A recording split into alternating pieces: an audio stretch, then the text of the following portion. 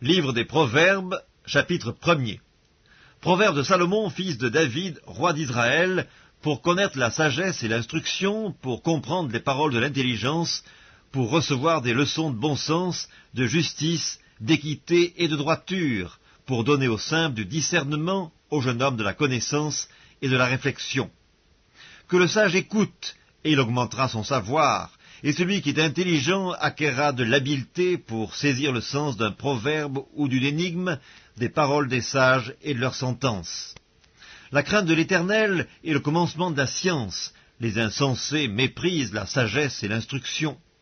Écoute, mon fils, l'instruction de ton père, et ne rejette pas l'enseignement de ta mère, car c'est une couronne de grâce pour ta tête et une parure pour ton cou.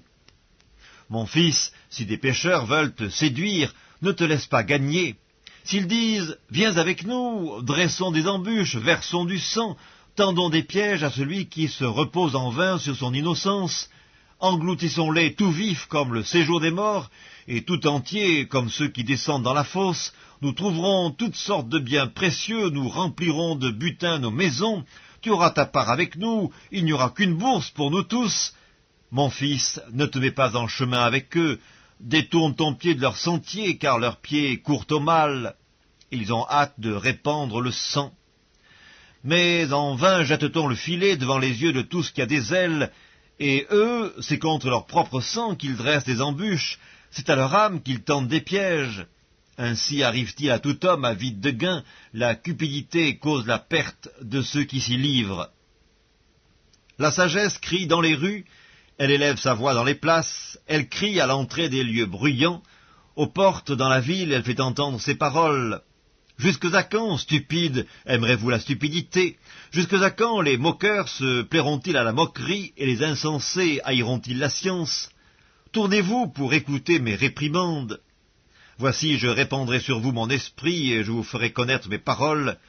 Puisque j'appelle que vous résistez, puisque j'étends ma main et que personne n'y prend garde, puisque vous rejetez tous mes conseils et que vous n'aimez pas mes réprimandes, moi aussi je rirai quand vous serez dans le malheur, je me moquerai quand la terreur vous saisira comme une tempête, et que le malheur vous enveloppera comme un tourbillon, quand la détresse et l'angoisse fondront sur vous.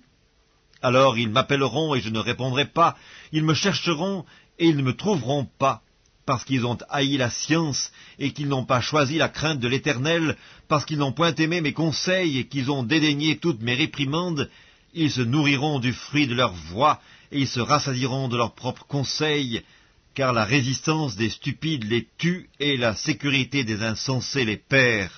Mais celui qui m'écoute reposera avec assurance, il vivra tranquille et sans craindre aucun mal. Livre des Proverbes, chapitre 2.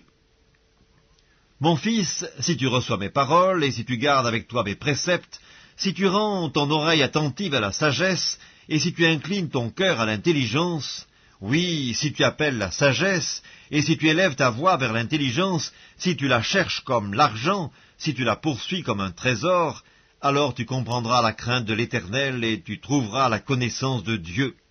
Car l'Éternel donne la sagesse. De sa bouche sortent la connaissance et l'intelligence. Il tient en réserve le salut pour les hommes droits, un bouclier pour ceux qui marchent dans l'intégrité, en protégeant les sentiers de la justice et en gardant la voie de ses fidèles. Alors tu comprendras la justice, l'équité, la droiture, toutes les routes qui mènent au bien. Car la sagesse viendra dans ton cœur, et la connaissance fera les délices de ton âme. La réflexion veillera sur toi, l'intelligence te gardera pour te délivrer de la voie du mal, de l'homme qui tient des discours pervers, de ceux qui abandonnent les sentiers de la droiture, afin de marcher dans des chemins ténébreux, qui trouvent de la jouissance à faire le mal, qui mettent leur plaisir dans la perversité, qui suivent des sentiers détournés et qui prennent des routes tortueuses. Pour te délivrer de la femme étrangère, de l'étrangère qui emploie des paroles doucereuses, qui abandonne l'ami de sa jeunesse et qui oublie l'alliance de son Dieu, car sa maison penche vers la mort et sa route mène chez les morts. Aucun de ceux qui vont à elle ne revient et ne retrouve les sentiers de la vie. Tu marcheras ainsi dans la voie des gens de bien, tu garderas les sentiers des justes, car les hommes droits habiteront le pays, les hommes intègres y resteront, mais les méchants seront retranchés du pays, les infidèles en seront arrachés. Livre des Proverbes, chapitre 3. Mon fils, n'oublie pas mes enseignements et que ton cœur garde mes préceptes, car ils prolongeront les jours et les années de ta vie, et ils augmenteront ta paix.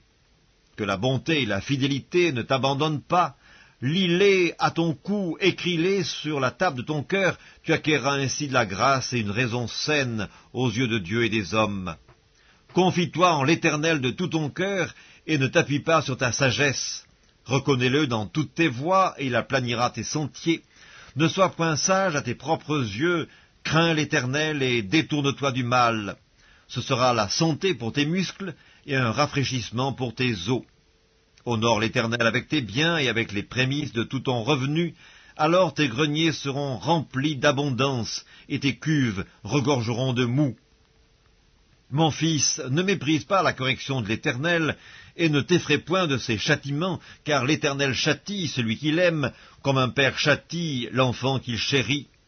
Heureux l'homme qui a trouvé la sagesse, et l'homme qui possède l'intelligence, car le gain qu'elle procure est préférable à celui de l'argent, et le profit qu'on en tire vaut mieux que l'or. Elle est plus précieuse que les perles, elle a plus de valeur que tous les objets de prix.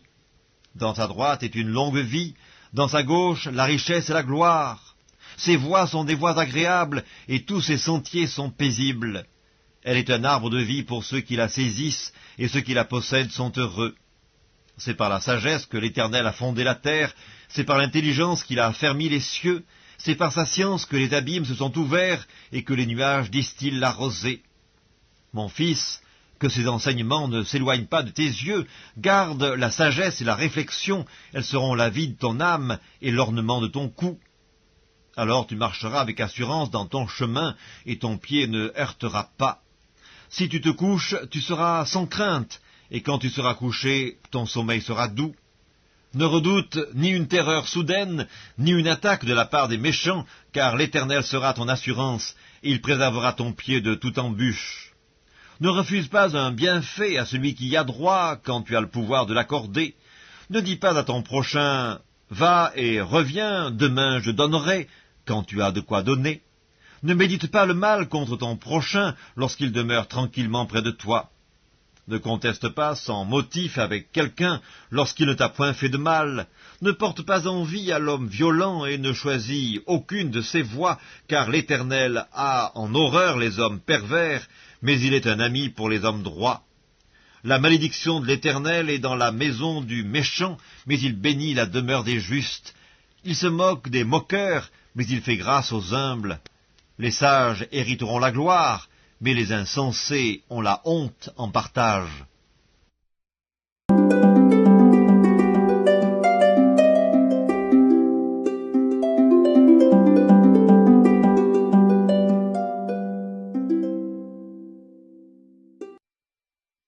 Les Actes des Apôtres, chapitre 6.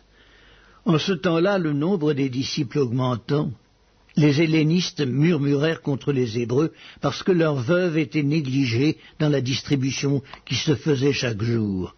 Les 12 convoquèrent la multitude des disciples et ils dirent « Il n'est pas convenable que nous laissions la parole de Dieu pour servir aux tables. C'est pourquoi, frères, choisissez parmi vous 7 hommes de qui l'on rende un bon témoignage, qui soit plein d'Esprit Saint, de sagesse, et que nous chargerons de cet emploi. Et nous continuerons à nous appliquer à la prière et au ministère de la parole. » Cette proposition plut à toute l'assemblée. Ils élurent Étienne, homme plein de foi et d'Esprit Saint, Philippe, Procore, Nicanor, Timon, Parménas et Nicolas, prosélytes d'Antioche. Ils les présentèrent aux apôtres qui, après avoir prié, leur imposèrent les mains. La parole de Dieu se répandait de plus en plus, le nombre des disciples augmentait beaucoup à Jérusalem, et une grande foule de sacrificateurs obéissait à la foi. Étienne, plein de grâce et de puissance, faisait des prodiges et de grands miracles parmi le peuple. Quelques membres de la synagogue, dite des affranchis, de celle des Cyrénéens et de celle des Alexandrins, avec des Juifs de Cilicie et d'Asie, se mirent à discuter avec lui. Mais ils ne pouvaient résister à sa sagesse et à l'esprit par lequel il parlait. Alors ils subornèrent des hommes qui dirent « Nous l'avons entendu proférer des paroles blasphématoires contre Moïse et contre Dieu. » Ils émurent le peuple, les anciens et les scribes, et se jetant sur lui, ils le saisirent et l'emmenèrent au Sanhédrin. Ils produisirent de faux témoins qui dirent « Cet homme ne cesse de proférer des paroles contre le lieu saint et contre la loi, car nous l'avons entendu dire que Jésus, ce Nazaréen, détruira ce lieu et changera les coutumes que Moïse nous a données. » Tous ceux qui siégeaient au Sanhédrin, ayant fixé les regards sur Étienne, son visage leur parut comme celui d'un ange.